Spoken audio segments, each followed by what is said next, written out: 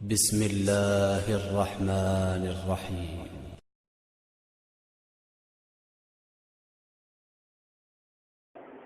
السلام عليكم ورحمة الله وبركاته.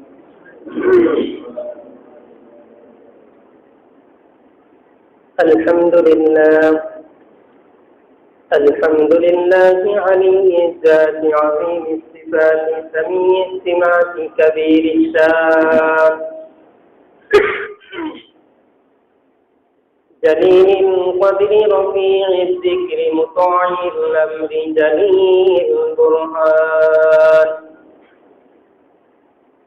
فقيم الإثم عزيز العلم وسيل الحلم كثير الغفران جميل الثناء جزيل العطاء مجيب الدعاء عميم الإحسان ونعوذ بالله من شرور أنفسنا ومن سيئات أعمالنا من يهده الله فلا مضل له ومن يضلله فلا هادي له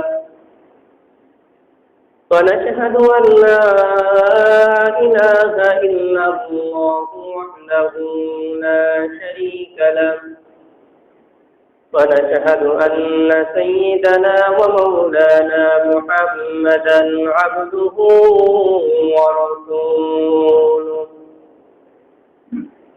صلى الله تعالى عليه وعلى آله وبارك وسلم تسليما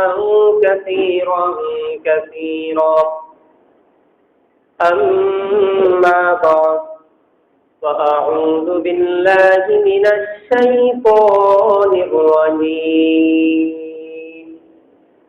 بسم الله الرحمن الرحيم فاصبر على ما يقولون وسبح بحمد ربك قبل طلوع الشمس وقبل غروبها ومن آناء الليل فسبح وأطراف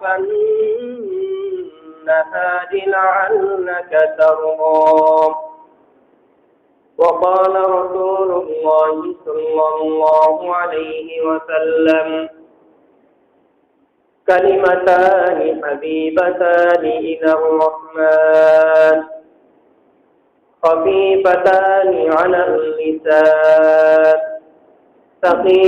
ثقيلتان في الميزان سبحان الله وبحمده سبحان الله العظيم أو كما قال رسول الله صلى الله عليه وسلم سبحانك لا علم لنا إلا ما علمتنا إنك أنت العليم الحكيم سبحانك لا علم لنا إلا ما علمتنا إنك أنت العليم الحكيم سبحانك لا علم لنا إلا ما علمتنا إنك أنت العليم الحكيم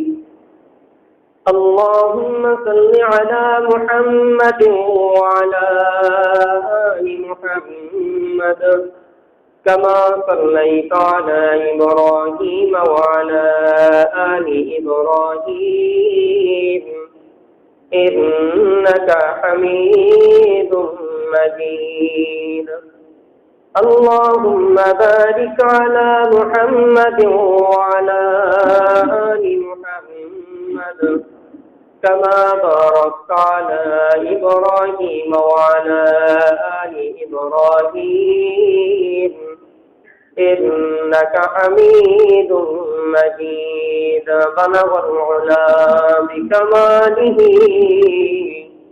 كشف الدجى بجماله حسنت جميع خصاله صلوا عليه وآله لا إله إلا الله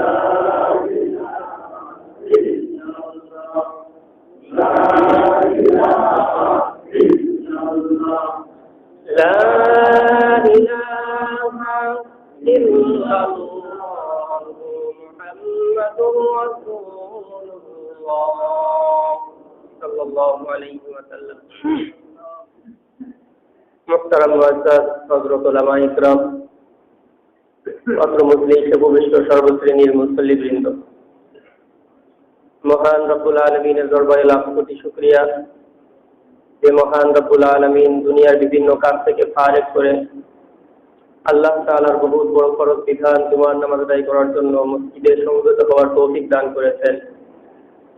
এজন্য মন থেকে শুকরিয়া আদায় করি আলহামদুলিল্লাহ।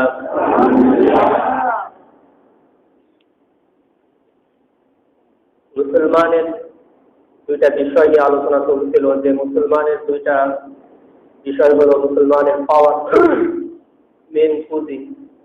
এক নাম্বার হলো এলেম, দ্বিতীয় নাম্বার হলো জিকির। এলেম সম্পর্কে কিছু আলোচনা হয়েছিল। এলেমের ফজিলত রাসূল সাল্লাল্লাহু আলাইহি ওয়াসাল্লাম হাদিস শরীফের মধ্যে ইরশাদ করেন, মান সালাকা বিহি তরিকান, যদি কোনো ব্যক্তি ইলমে দ্বীন শিক্ষা করার জন্য কোনো রাস্তা অবলম্বন করে, সাহালাল্লাহু লাহু বিহি তরিকান ইলাল জান্নাহ, আল্লাহ তাআলা রব্বুল আলামিন তার জান্নাতের রাস্তাকে সহজ করে দেন। ইলমে দ্বীন যদি শিক্ষা গ্রহণ করতে যায়, ইলম শিখতে যায়, তার ফজিলত। আর এলেম যদি শিখে ফেলে, এলেম যদি শিখে নেয়, এলেমের অধিকারী হয়, তাহলে তার ফজিলত তারও অনেক সহস্র গুণ বেশি। ইলমে দ্বীন শিক্ষারত অবস্থায় যদি ইন্তেকাল করেন, রাসূল সাল্লাল্লাহু আলাইহি ওয়াসাল্লামের হাদিসের ভাষ্য অনুযায়ী আল্লাহ রাব্বুল আলামিন তাকে শাহাদাতের মর্যাদা দান করবেন। ইলমে দ্বীন শিক্ষারত অবস্থায় যদি কেউ ইন্তেকাল করে, আমরা আমাদের মসজিদে প্রতিদিন ফজরের নামাজের পরে সূরা হাসর তেলাওয়াত করি। সূরা হাসরের পাশাপাশি আরেকটা সূরা মস্ক করানো হয়। মস্ক করানোর উদ্দেশ্য দুইটা উদ্দেশ্যে মস্ক করানো হয়। একটা উদ্দেশ্য হলো যে অনেক মুরব্বী বাবাজিরা আছেন যারা লজ্জার কারণে সূরা কিরাত শুদ্ধ না, কিন্তু লজ্জার কারণে শিখতেও চান না, শুদ্ধ হয় না তিনিও জানেন, বাকি এখন মানুষের সামনে প্রকাশ না পাওয়াটাই উচিত। তিনি জানেন না, এটা গোপন থাকুক। শৈশবে মক্তবে যাননি, নামাজ জায়েজ হওয়ার জন্য যতটুকু সূরা কিরাত দরকার ততটুকু তিনি শিখেননি। যাই হোক, কোনো অলসতার কারণে, উদাসীনতার কারণে, অবহেলার কারণে তিনি পড়েননি, শিখেননি। এখন এই পর্যায়ে তার দোষটা প্রকাশ পেয়ে গেলে পরে তিনি লজ্জিত হবেন। তিনিও জানেন যে আমার সূরা কিরাত শুদ্ধ হয় না, কিন্তু তারপরেও লজ্জার কারণে শিখতে পারেন না। ওই সমস্ত মুরব্বী এবং বয়স্ক ব্যক্তিদের দিকটা লক্ষ্য করে, যারা লজ্জার কারণে শিখতে পারেন না, তাদের দিকটা বিবেচনা করে সূরা হাসরের পরে একটা সূরা মস্ক করানো হয়। অনেক সময় আমরা যারা ফজরের নামাজ আদায় করি, ফজরের নামাজ আদায় করার পরে এমনিতেই ফজরের নামাজে মুসল্লি সংখ্যা কম থাকে, এরপরেও ফজরের নামাজ আদায় করার পরে কাজ না থাকলেও অনেকে আমরা চলে যাই।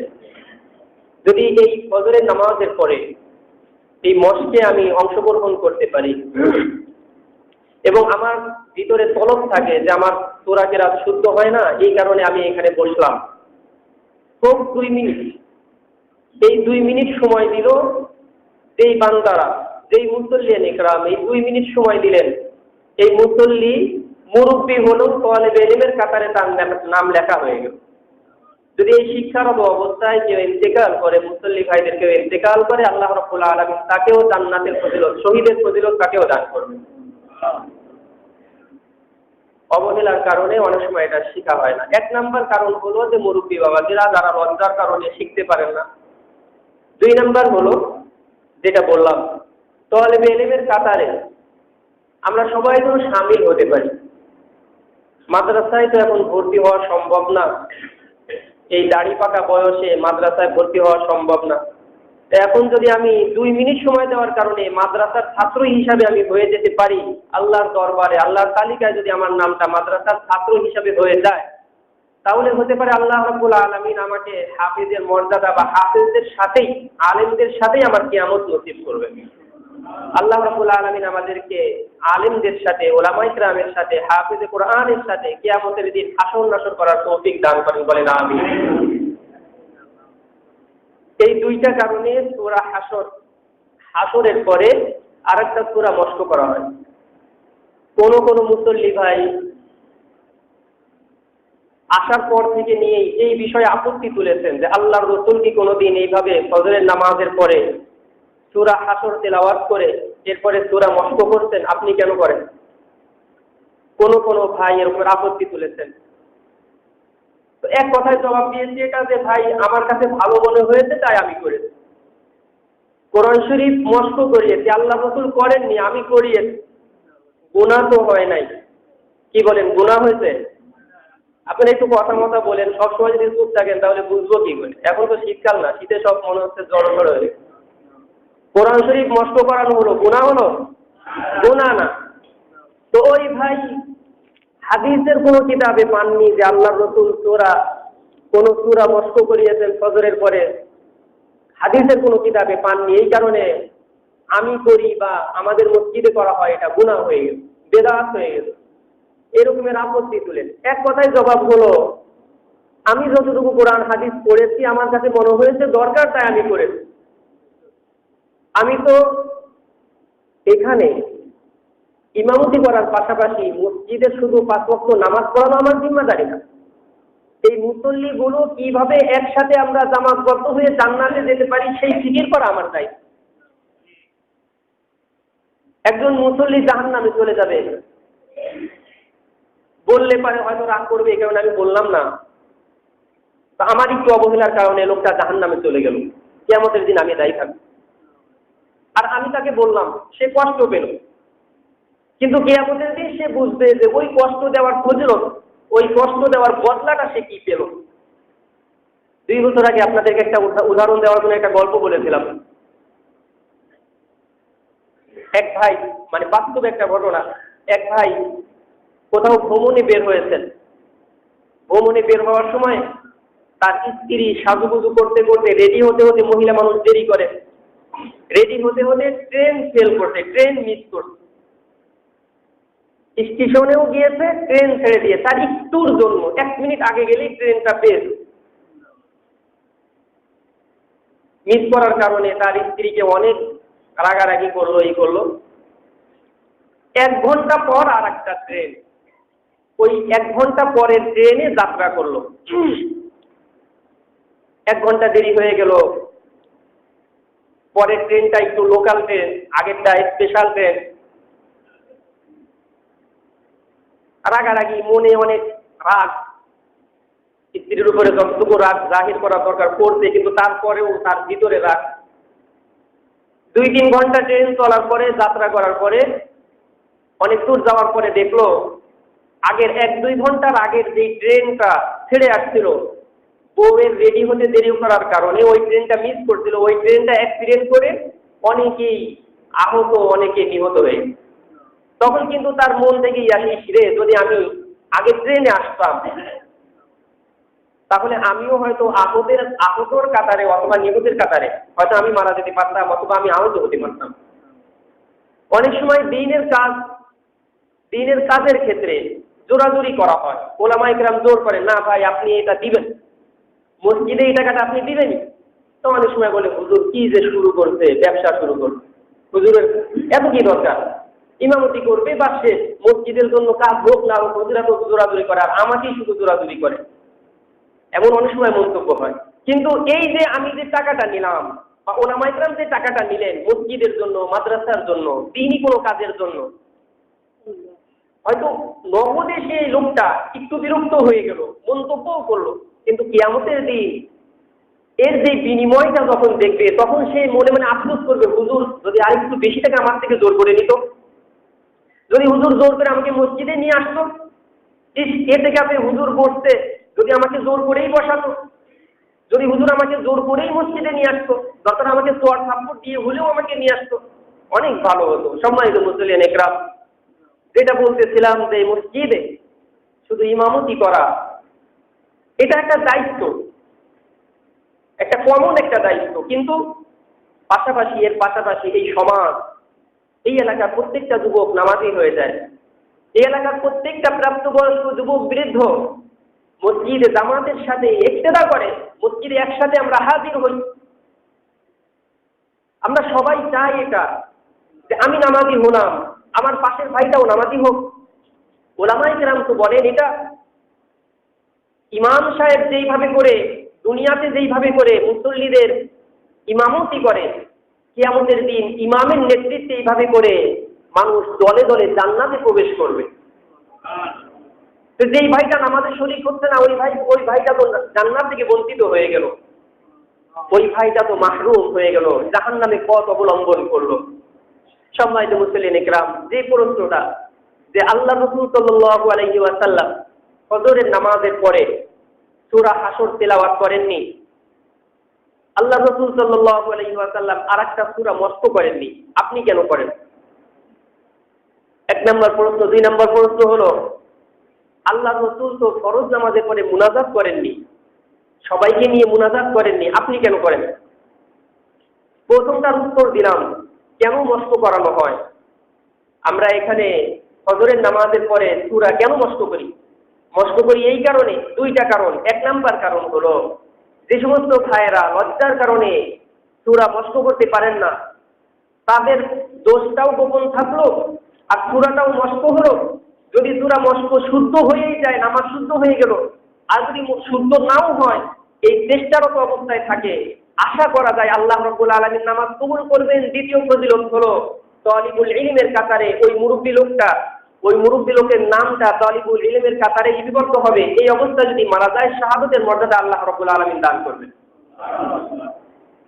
এতগুলো ফজিলত। দুই নাম্বার, মুনাজাত। কথা প্রসঙ্গ যেহেতু ইলমের ব্যাপারে আলোচনা আসলো, মুনাজাত কেন করেন? আল্লাহ রাসূল তো মুনাজাত করেননি। অনেক সময় অনেক ভাই এমন হয় যে একসাথে আমরা মুনাজাত করি, দোয়া করি, তো অনেক ভাই দেখা যায় যে ওজিফা যুক্তে থাকেন। ওজিফা বাবা ভালো, কিন্তু একটা মূলনীতি, ইসলামের একটা মূলনীতি হলো ইজতিমাই কাজ যখন করা হয়, এই কাজগুলো সাধারণত বুঝমান ব্যক্তিরাই করেন। ইজতিমাই আমল যখন করা হয় তখন ইনফিরাদি আমলের তুলনায় ইজতিমাই আমলের গুরুত্ব বেশি থাকে। ইজতিমার মাঠে আপনারা গিয়েছেন, ইজতিমার মাঠে মাগরিবের নামাজের পরে আওয়াবিনের সুযোগ দেওয়া হয় না, অথচ আওয়াবিনের নামাজ কত ফজিলতপূর্ণ নামাজ। সেখানে কি কারণে আওয়াবিনের সুযোগ দেওয়া হয় না? বয়ান করা হয়। আমলের জজবা তৈরি করার জন্য হলো বয়ান। যখন আমলের জজবা তৈরি হবে তখন সে ওই একদিনের আওয়াবিন না, সারা জীবন আওয়াবিন করবে। এই জজবা তৈরি করে দেওয়ার জন্য ইজতিমাই আমলের দিকে উদ্বুদ্ধ, ইজতিমাই আমলের দিকে সবাই মিলিত হয়। দেখবেন আলেম উলামায়ে কেরামও ইজতিমার মাঠে মাগরিবের নামাজের পরে বয়ান শুরু হয়েছে, আর ওই লোকটা, ওই আলেম যিনি হন, দেখবেন খেয়াল করে, সামনে তো ইজতিমা আসতেছে, বয়ান শুরু হয়ে গেছে আর কোনো আলেম আওয়াবিন নামাজ পড়তেছে এমন দেখা যায় না। সবাই ওই আলেম তো যে বয়ান করতেছে ওই আলেমও জানেন, তারপরেও কেন ওই নামাজ আমল কেন করতেছেন না? না, এখানে ইজতিমাই আমলের ফজিলত বেশি। দুনিয়াবি ক্ষেত্রে দেখেন, সমাজের মধ্যে একটা অনুষ্ঠানে আপনি গেলেন, একটা অনুষ্ঠানের মধ্যে আপনি গেলেন, যাওয়ার পরে দেখলেন সবাই মিলে একসাথে একটা কাজ করছে। মনে করেন বিয়ের অনুষ্ঠানে গেলেন, বিয়ের অনুষ্ঠানে যাওয়ার পরে সবাই মিলে এক জায়গায় আয়োজন করা হয়েছে। আয়োজন করার পরে ওইখানে আপনি খাচ্ছেন। ওইখানে গিয়ে দেখলেন যে কিন্তু অনিসলামিক কার্যকলাপ, অর্থাৎ আপনার অপছন্দ, অনিসলামিক না, অপছন্দ ধরনের কোনো আমল ওইখানে চলতেছে। তারপরেও আপনি চিন্তা করেন সমাজের মধ্যে এগুলো বলার দরকার নেই, আমার উপরে ঝামেলা আসবে, মানুষের খারাপ মনে করবে, থাক। ওইখানে কিন্তু আমরা সবাই একসাথে ওই কাজটা করে আসি। দ্বিতীয়, শরীয়তের একটা দলিল দেখেন, আমাদের মাযহাবে ইমাম আবু হানিফা রাহমাতুল্লাহি আলাইহি হানাফি মাযহাবে সূরা ফাতিহার পরে, আলহামদু সূরার পরে আমিন আসতে বলা মুস্তাহাব। ইমাম মালিক রাহমাতুল্লাহি আলাইহির মাযহাবে আমিন জোরে বলা মুস্তাহাব। শাফি রাহমাতুল্লাহি আলাইহির মাযহাবেও আমিন জোরে বলা মুস্তাহাব। ইমাম আবু হানিফা রাহমাতুল্লাহি আলাইহির বাড়ি ছিল ইরাকের কুফা নগরীতে। ইমাম মালিক রাহমাতুল্লাহি আলাইহির অবস্থান ছিল মদিনা শরীফে। ইমাম মালিক রাহমাতুল্লাহি আলাইহি কখনো মদিনা শরীফ থেকে বের হতেন না, মদিনা শরীফেই তিনি থাকতেন। তার জীবনে অনেক বড় ইতিহাস। ইমাম আবু হানিফা রাহমাতুল্লাহি আলাইহি ইমাম মালিক রাহমাতুল্লাহি আলাইহির সাথে দেখা করার জন্য ইরাক থেকে, কুফা নগরী থেকে মদিনা মুনাওয়ারায় রওনা হলেন। সাথে কিন্তু সাগরেদ নিয়ে গেলেন। সাগরেদদেরকে বলে দিলেন মদিনা শরীফ আমরা যাচ্ছি, সেখানে ইমাম মালিক রাহমাতুল্লাহি আলাইহি আছেন। ইমাম মালিক রাহমাতুল্লাহি আলাইহির অসংখ্য অগণিত ছাত্র আছে। ইমাম মালিক রাহমাতুল্লাহি আলাইহির পছন্দনীয় আমল হলো সূরা ফাতিহার পরে আমিন জোরে বলা। তোমরা ওখানে যাচ্ছ, সেখানে যখন তোমরা নামাজ পড়বা, যখন ইমাম মালিক রাহমাতুল্লাহি আলাইহি নামাজের ইমামতি করবেন, সূরা ফাতিহা যখন শেষ করবেন, তখন তোমরা সবাই জোরে আমিন বলো। এমন যেন না হয় যে দুইটা দল হয়ে গেল, তারা যেন মনে না করে কি ব্যাপার, এতদিন আমরা জোরে আমিন বলতাম, আজকে আবার আস্তে আমিন কেন বলেন। ওইদিকে ইমাম মালিক রাহমাতুল্লাহি আলাইহি খবর পেলেন যে ইমাম আবু হানিফা রাহমাতুল্লাহি আলাইহি তার সাগরেদ সহ তার সাথে সাক্ষাতের জন্য মদিনা শরীফে যাচ্ছেন। ইমাম মালিক রাহমাতুল্লাহি আলাইহি তার মাযহাব হলো আমিন আসতে বলা মুস্তাহাব। তিনি তার সাগরেদদেরকে বলে দিলেন, দেখো ইমাম আবু হানিফা, যাকে ইমামে আযম বলা হয়, সবচেয়ে বড় ইমাম বলা হয়, তার একটা সম্মান আছে। তিনি, তার মাযহাব হলো আমিন আসতে বলা মুস্তাহাব। আমি ইমাম মালিক, আমাদের মাযহাবে তো আমিন জোরে বলা মুস্তাহাব, তার মাযহাবে আমিন আসতে বলা মুস্তাহাব।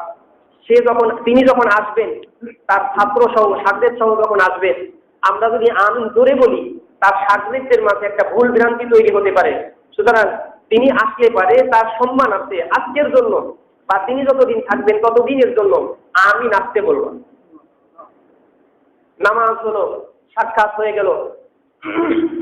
সাক্ষাতের পরে ইমাম মালিক রাহমাতুল্লাহি আলাইহি তার সাগরেদদেরকে বললেন, এই কি ব্যাপার, তোমাদেরকে এত করে বললাম নামাজের মধ্যে আলহামদু সূরা শেষ করা হলে আমিন আসতে বলবা, এত জোরে বললা কেন? তার সাগরেদরা বলল, হুজুর আমরা তো কেউ আমিন জোরে বলিই নাই। আমিন জোরে তো বলতে ইমাম আবু হানিফা রাহমাতুল্লাহি আলাইহির ছাত্ররা যে বলো কি, যে হ্যাঁ হুজুর আপনি বলছেন, আমরা কেউ আমিন জোরে বলি নাই। ইমাম আবু হানিফা রাহমাতুল্লাহি আলাইহি তার ছাত্রদেরকে জিজ্ঞেস করলেন, কি ব্যাপার, আমিন আসতে বললা কেন, এত আওয়াজ কম হলো কেন? মসজিদ ভর্তি মুসল্লি, আমিন জোরে বললে তো আরো জোর হওয়ার কথা, তোমরা আমিন জোরে বলো নাই? বলতেছে, হুজুর আমরা তো সবাই জোরে বলছি, ইমাম মালিক রাহমাতুল্লাহি আলাইহির ছাত্র যারা আমাদের পাশে ছিল তারা কেউ আমিন জোরে বলে নাই। উভয়ের কাছে মাসআলা ভিন্ন। ইমাম মালিক রাহমাতুল্লাহি আলাইহির কাছে মাসআলা হলো আমিন জোরে বলা মুস্তাহাব, কিন্তু অপরজন আসতেছে, দুইটা দল যেন না হয়ে যায়, ভুল যেন তৈরি না হয়, একই মসজিদে যেন দুই ধরনের গ্রুপ না হয়, এই কারণে না। এখন আমার কাছে যদিও হাদিস অনুযায়ী আমল করা দরকার আমিন জোরে বলা, কিন্তু ইমাম আবু হানিফা আসতেছেন, সুতরাং আজকের জন্য তার সামনে, তার উপস্থিতিতে আমিন জোরে বলো না। ইমাম আবু হানিফাও বলে দিলেন যে না, তোমরা আজকে আমিন আসতে বলো না, আজকে জোরে বলো। এখন আমরা, আমার পাশে সবাই দোয়া করতেছে, আরে দোয়া করলে তো গুনাহ তো হবে না। প্রথম কথা হলো, আপনি যে দোয়া করলেন না, কোনো আপত্তি নেই, দোয়া নামাজের অংশ না। আমি আগে একদিন এই ব্যাখ্যাটা বলেছিলাম, যেই ভাই দোয়া করতেছেন না, যেই দোয়াগুলো করা হয় ওই দোয়াগুলো তো আপনি পারেন না। রব্বানা হাব লানা মিন আজওয়াজিনা ওয়া যুররিয়াতিনা রব্বিরহামহুমা কামা রাব্বায়ানি সগীরা রব্বানা লা তুযিগ কুলুবানা। এই যে দোয়াগুলো আছে কোরআন হাদিসে, এগুলো একটা দোয়াও তো আমাদের সূরা আলহামদু সূরায় মুখস্থ না, আলহামদু সূরায় শুদ্ধ করে জানি না। তাহলে এখন আমি যে দোয়া করবো, দোয়া একাকী আমল, আমিও বলি দোয়া একাকী আমল নামাজের অংশ না। বাকি আমি যখন এটা করবো, দোয়া করলাম না, দোয়া করলে গুনাহ হবে এমন কেউ প্রমাণ দিতে পারবে না। আল্লাহ রাসূল ওইভাবে দোয়া করেছেন, হয়তো এই সময়ে করেন, অন্য সময়ে করেছেন। এখন আমি করলাম না, তখন এই যে একটা ভুল তৈরি হলো, একটা গ্রুপ তৈরি হলো। সবসময় এই কথাটা বয়ানের মধ্যে বলি, গ্রুপ কেন হবে মসজিদে? মসজিদে সবাই একসাথে মিলিতভাবে, ভুল যেন তৈরি না হয়, মুসল্লিদের ভিতরে যেন গ্রুপিং তৈরি না হয়। করেন না আপনি, আপনার কাছে দোয়া না করাই মুস্তাহাব, কিন্তু এখন এই সমাজের সাথে যখন চলবেন, আপনি তো জানেন দোয়া একাকি করা মুস্তাহাব, আপনি একা করতে জানেনও। বাকি বিষয় হলো আপনার দেখা দেখি আরেকজন মূর্খ লোক যে দোয়া করতে জানে না, সেও চলে গেল। আপনার দেখা দেখি আরেকজন লোক সে মস্ক না করে চলে গেল, আপনার মুখস্থ আছে, তখন সে একটা সুযোগ পেল। মানুষ আমলের ক্ষেত্রে এমনিই পিছিয়ে, আর আরেকজনকে যখন দেখে তখন আমলের ক্ষেত্রে আরো পিছিয়ে যায়। ও গেছে তাহলে আমিও একটু যাই। যখন মাহফিল হয়, মাহফিলের মধ্যে দেখবেন একজন উঠলো তো পরে তার পিছনে পিছনে আরেকজন, আমারও মনে হয় পেশাব চাচ্ছে রে। একজন বললো যে তুই বয়, আমি একটু পেশাব করে আসি। তো আরেকজন মনে মনে চিন্তা করে, মনে হয় আমারও মনে হয় একটু পেশাব চাচ্ছে, মনে হয় যাই আমিও পেশাব করে আসি। আরেকজন দৌড় দেয়। আমলের ক্ষেত্রে এই লোকটা পিছাই গেল। এই জন্য এই যে দুইটা প্রশ্ন কেন করেন হুজুর, এই মস্কগুলো কেন করেন? আল্লাহ রাসূল তো করেন নাই, আমিও মানি আল্লাহ রাসূল করেন নাই, কিন্তু সাহাবায়ে কেরাম আল্লাহ রাসূলের কাছে যে আয়াত নাযিল হয়েছে সাহাবায়ে কেরাম সবাই মুখস্থ করতেন। আমাদের কয়টা আয়াত মুখস্থ? আল্লাহ রাসূলের কাছে কোন একটা তাফসীর নাযিল হয়েছে, মুফাসসিরিন ইকরাম যারা ছিলেন তারা মুখস্থ করেছেন, রপ্ত করেছেন। আমাদের কয়টা মুখস্থ আছে? আমাদের তো আলহামদুলিল্লাহ বারে বারেই বলি আলহামদুলিল্লাহ সূরা মুখস্থ নেই। তো মস্ক না করলে, এখন না করলে করবে কখন? এই যে একটা সুযোগ পাওয়া গেল, এই সুযোগের মধ্যে আমি মস্ক করে আমার কোরআনটা শুদ্ধ করে নিই, আমার জায়েজ হওয়ার জন্য যতটুকু আমার দরকার ততটুকু আমি এই সুযোগে গ্রহণ করে নিই। বাকি যদি আপনার কাছে হারাম মনে হয়, তাহলে সেই ক্ষেত্রে বলবেন যে হুজুর এটা হারাম আমল, আপনি যে সূরা মস্ক করেন এটা হারাম আমল, তখন এটা উত্তর দেওয়া হবে। আল্লাহ রাব্বুল আলামিন আমল করার তৌফিক দান করেন। সম্মানিত মুসল্লিন ইকরাম, অনেক সময় ইঙ্গিতে কিছু কথা বলা হয়, সরাসরি বলা হয় না। এটা আবার কেউ ভুল বুঝবেন না। আমরা সবার কল্যাণকামী, সবাই একসাথে মিলিত থাকি, পরস্পর ভালোবাসা হৃদ্যতার সাথে একটা এলাকা মিলেমিশে থাকার চেষ্টা করি, বিভেদ তৈরি না হয়। সেই লোকটা দোয়া করেছে, ভালো ভালো, তাকে তিরস্কার না করা যায়। নামাজের পরে এইভাবে কিন্তু দোয়া নেই, তো ওই লোকটা চিন্তা করবে কি ব্যাপার, এতদিন দোয়া করলাম, এখন আবার দোয়া কি হয়ে গেল। নামাজের পরে এইভাবে কিন্তু আল্লাহ রাসূল মস্ক করেননি। আমিও তো বললাম আল্লাহ রাসূল মস্ক করেননি। কি বললাম? সাহাবায়ে কেরাম সবাই জানতেন, আমরা তো জানি না ওইভাবে, আর আমরা ওইভাবে সময় দিতে পারবো না, একটু সময় পাওয়া গেল এই জন্য। দ্বিতীয় কথা হলো, যারা ফজরের নামাজে আসি, মেহেরবানি করে ফজরের নামাজের পরে 2 মিনিট মস্কে আপনি অংশগ্রহণ করবেন। 16 আনা 100% আপনার কেরাত যে শুদ্ধ, বুকে হাত দিয়ে বলাটা সাধারণ মানুষের জন্য কঠিন। 100%, 100-তে 100 আপনার সূরা কেরাত যে শুদ্ধ হয়, এটা আলেম হাফেজ ছাড়া সাধারণ পাবলিকের জন্য বলা কঠিন। মনে একটু ভয় লাগে, মনে হয় একটু ভুল হয়েও যেতে পারে। তা আমি যদি এই মস্কের মধ্যে থাকলাম, তাহলে আমি ওই যে আল্লাহ রাসূলের যেটা মান সালাকা বিহি তরিকান, যেই লোকটা ইলমে দ্বীন শিক্ষা করার জন্য কোনো পথ অবলম্বন করলো, সাহালাল্লাহু লাহু বিহি তরিকান ইলাল জান্নাহ, আল্লাহ রাব্বুল আলামিন তার জান্নাতের পথকে সুগম সহজ করে দিবেন। ওই তালিকার মধ্যে আমি শামিল হয়ে গেলাম, ওই তালিকার মধ্যে আমার নামটা চলে আসে। বলতেছিলাম ইঙ্গিতে বলা হয়, একটা গল্প আপনাদেরকে বলি, ভুল বুঝাবুঝিও হয়। এই দয়া করে ভুল বুঝাবুঝির জন্য না হয়। এক লোক নতুন বিয়ে করতে, বিয়ে করার পরে লোকটা একটু হাবা গোবা, অতটা সমাজ বুঝতে না। লোকটাকে দাঁত মাজতে হয় এটা জানে না, দাঁতে ময়লা, একদিনও মিসওয়াক করে না বা ব্রাশ করে না, দাঁতের মধ্যে একেবারে ওই ছাই পড়ে আছে, সর পড়ে আছে, একবারে আস্তর পড়ে গেছে। এখন শ্বশুর বাড়ির লোকজন চিন্তা করলো, যদি সরাসরি নতুন জামাইকে বলা হয় যে তুমি দাঁত মাজো, তাহলে লোকটা কষ্ট পাবে, জামাই মানুষ কষ্ট পাবে। তাই শাশুড়ি বলতেছে, বাবা তোমাকে এই 50টা টাকা দিলাম, তুমি এক কাজ করো, আজকে বাজারে গিয়ে আখ কিনে খাও, গেন্ডারি আখ কিনে খাও। শাশুড়ির টার্গেট হলো আখ যখন খাবে তখন তার চিবালে পারে দাঁতের ময়লা টয়লা দিয়ে তার পেটের ভিতরে তার দাঁত তো সাফ হবে। তুমি এটা দিয়ে একটা গেন্ডারি পুরো খাবা, কাউকে দিবা না। জামাই মনে করতে যাক শাশুড়ি আমার খুব আমাকে ভালোবেসে দিছে, 50 টাকা নিয়ে গেছে, দেখে আখ তার পছন্দ হয় নাই। তার চিন্তা করছে আখ কেন কিনবো, তো ভালো লাগে নাই, আমার একটু 50 টাকার অধিকার আমার আছে, 50 টাকা দিয়ে দেখে যে একটা বেল, সুন্দর বেল পাওয়া গেছে, বেল। তো বেলটা নিয়ে বেল ভালো করে খাইয়ে চলে আসে। এখন বেল খাওয়ার পরে একে তো দাঁতে আস্তর পড়ে গেছে, সর পড়ে আছে, এরপরে বেল খাওয়ার পরে আরো একেবারে জিব্বা ঠোঁট মোট দিয়ে আরো। তো শাশুড়ি বলতে চায় কি জন্য আমি তোমাকে 50 টাকা দিলাম, তোমার দাঁতটা ক্লিয়ার করার জন্য। এখন তোমার কি হলো, বেল খাওয়ার কারণে আরো ময়লাটা আরো লেগে গেল। তোমারে দিলাম যেই জন্য, তুমি সেটা না করে আরো উল্টা তুমি ময়লা করে চলে আস। এই জন্য অনেক সময় ইঙ্গিতে কথা বলা হয় ভালোর জন্য। এখন এটাকে যদি নেগেটিভ নিয়ে আরো মাইনাস করে দেন, তাহলে তো তখন আরো সমস্যা তৈরি হয়ে গেল। সম্মানিত মুসলিম ইকরাম, আল্লাহ রাব্বুল আলামিন আমাদেরকে যে আমলগুলোর কথা বলা হয় এই আমল অনুযায়ী আমাদের জীবন পরিচালনা করার তৌফিক দান করেন। গত সপ্তাহে একটা